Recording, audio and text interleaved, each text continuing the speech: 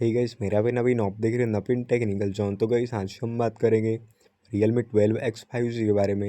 And guys आज का हमारा टॉपिक है how to fix sound problem solutions. तो गाइस अगर आपके फ़ोन में आपको साउंड से रिलेटेड प्रॉब्लम्स है, जैसे कि आपके फ़ोन में आपको किसी भी चीज़ का साउंड शो नहीं कर रहा है, आपके फ़ोन में आपको साउंड प्राप्त नहीं हो रहा है, तो आप कैसे यह प्रॉब्लम्स को ठीक करेंगे, सॉल्व करेंगे।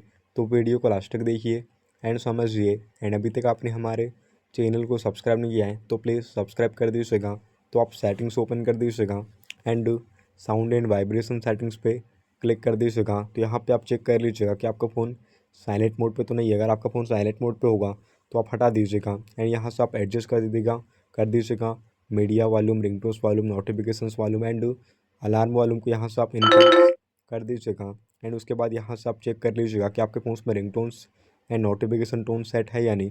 तो गाइस आप स्टेप से सेटिंग्स कर दीजिएगा तो आपके फ़ोन में साउंड से रिलेटेड प्रॉब्लम्स सॉल्व हो जाएंगी। तो गाइस ये था आज का हमारा टॉपिक। उम्मीद है गाइस आपको वीडियो पसंद होगी। आज के लिए बस इतना ही। Thank you.